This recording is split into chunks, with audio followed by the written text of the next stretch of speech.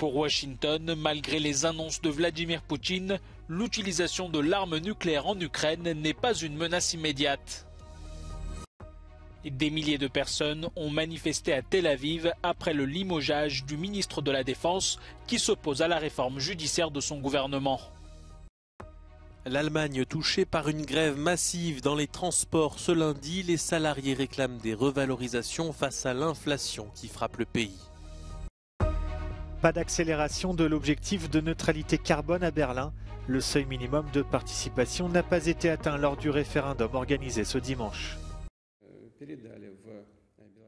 Pour Washington, bien que la situation en Ukraine reste préoccupante, l'utilisation de l'arme nucléaire n'est pas une menace immédiate. Dimanche soir, le porte-parole du Conseil de sécurité nationale a déclaré que les États-Unis n'avaient aucune indication que la Russie ait transféré des armes nucléaires au Bélarus, ni même que le président Vladimir Poutine ait l'intention de recourir à l'arme nucléaire en Ukraine. Samedi, le dirigeant russe avait annoncé que Moscou allait déployer des armes nucléaires tactiques au Bélarus et que 10 avions avaient déjà été équipés pour être prêts à utiliser ce genre d'armement.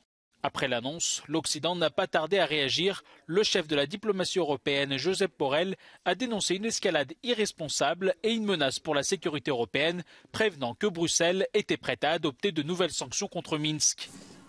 Si le Bélarus ne prend pas part directement au conflit en Ukraine, Moscou s'est servi de son territoire pour conduire son offensive sur Kiev en 2022 ou pour mener des frappes selon les autorités ukrainiennes.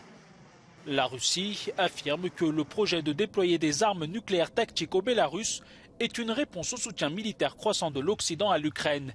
Elle rappelle notamment que Washington possède des armes nucléaires en Belgique, en Allemagne, en Italie, aux Pays-Bas et en Turquie.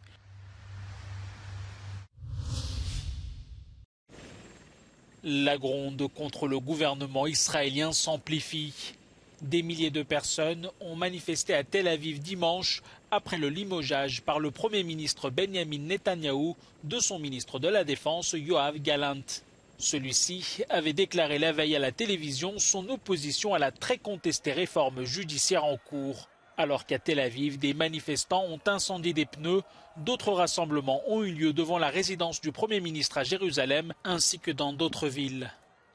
Après Yoav Gallant, c'est le président israélien Isaac Herzog qui a appelé lundi le gouvernement à arrêter immédiatement le travail législatif sur le projet de réforme qui divise le pays.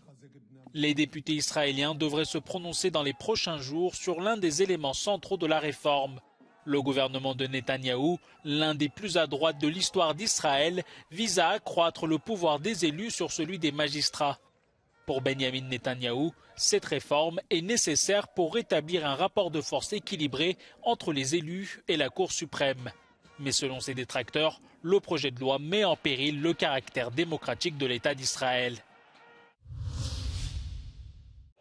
C'est un ciel bleu qui contraste avec les intempéries des derniers jours.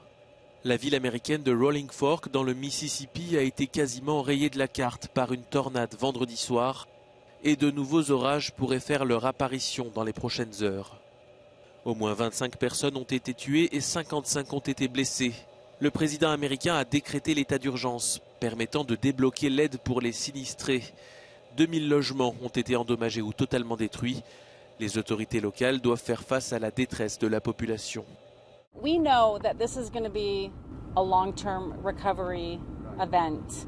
And we can see just where we're standing here that one of the major issues that we're going to face is housing. And how do we help the individuals that have been impacted by this horrific event? La dévastation est telle que les habitants sous le choc ne savent pas par où commencer pour déblayer. Les équipes s'efforcent d'enlever les arbres cassés ou déracinés qui bloquent les lignes électriques, privant des milliers de personnes de courant. Only thing I'm looking for is some help. Just give us some help. I know we all done lost everything. We got to start from the bottom. Please just help us out. Give us some kind of assistance right here. Because it is so hard for some people that not working, don't have a job. Help us out, please. Thank you. Les tornades sont fréquentes dans cette région, bien que difficiles à prévoir. Des phénomènes météorologiques qui se produisent entre le printemps et le début de l'été. Exposition de chars, de missiles ou encore de pièces d'artillerie. C'est une démonstration de force de la junte birmane. 8000 militaires ont défilé ce lundi à l'occasion de la journée des forces armées. Le chef de la junte a promis de ne pas relâcher la répression en cours contre ses opposants. Le pays est plongé dans le chaos depuis que les militaires ont renversé le gouvernement civil d'Aung San Suu Kyi il y a plus de 2 ans. Selon une organisation locale, plus de 3000 personnes ont été tuées dans le cadre de la répression militaire depuis le coup d'État. Des pluies torrentielles ont causé des inondations ce week-end dans plusieurs villes situées au centre de l'Irak. Le Premier ministre Mohamed Shia al-Soudani a déclaré un jour férié dans 3 villes en raison de conditions météorologiques extrêmement défavorables. Bagdad a affirmé que cette mesure avait été prise pour assurer la sécurité des citoyens. Bien que de nombreuses familles aient été contraintes de quitter leur domicile, aucun décès n'a été signalé jusqu'à présent. Selon des experts, le changement climatique aurait aggravé la fréquence des pluies diluviennes. Les Cubains étaient appelés aux urnes ce dimanche pour renouveler l'Assemblée nationale de leur pays. Seul enjeu du scrutin, le taux de participation a dépassé les 70% selon les chiffres provisoires publiés par les autorités électorales. Parmi les 470 candidats présélectionnés pour occuper les 470 sièges, aucun représentant de l'opposition. Pour être élus, les candidats en majorité membres du Parti communiste cubain doivent obtenir plus de 50% des suffrages. Les résultats sont attendus dans les prochains jours. Une méga grève frappe le secteur des transports allemands ce lundi. Un mouvement de grande ampleur pour réclamer des hausses de salaire face à l'inflation. Cette mobilisation s'inscrit dans un contexte de tensions sociales croissantes en Allemagne, où les grèves se multiplient depuis le début de l'année, notamment dans les hôpitaux ou les écoles. Les syndicats demandent plus de 10% de revalorisation. Les employeurs, pour leur part, proposent 5% de hausse de salaire. Dans d'autres secteurs, les grèves ont permis aux employés d'obtenir des hausses au cours des derniers mois, plus 11,5% pour la Poste, plus 8,5% sur 2 ans, pour 4 millions de salariés de l'industrie.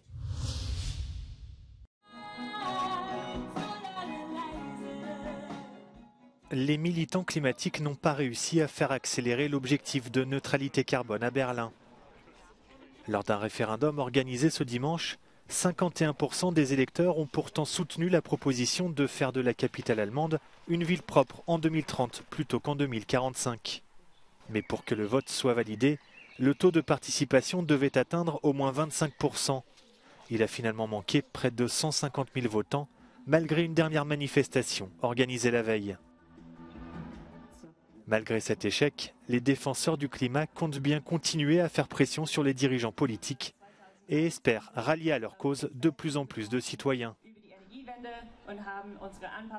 There's always protests, right? Demonstrations like we're doing right here, right now. The energy initiatives we want to look into are where people that live in an apartment block come together and figure out how they can put solar panels on their building, figure out how they can regenerate their own power for themselves. The Conservative Party, the Christian Democratic Union, is expected to soon lead Berlin City Hall. One lawmaker with the party told Euronews that he was against the proposal, saying the time frame was too short and the price too high. However, he said more does need to be done to deal with climate change, and his party is promising billions to tackle the issue. Pas d'accélération de l'objectif de neutralité carbone à Berlin donc, mais la question du changement climatique reste centrale.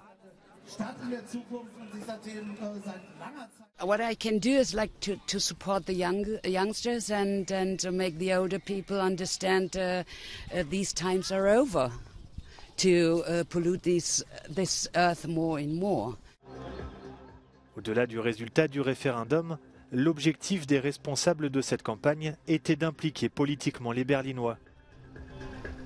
Making Berlin adhere to its climate goals, making it a more climate-friendly place, but also making sure that citizens are able to take part in climate policy.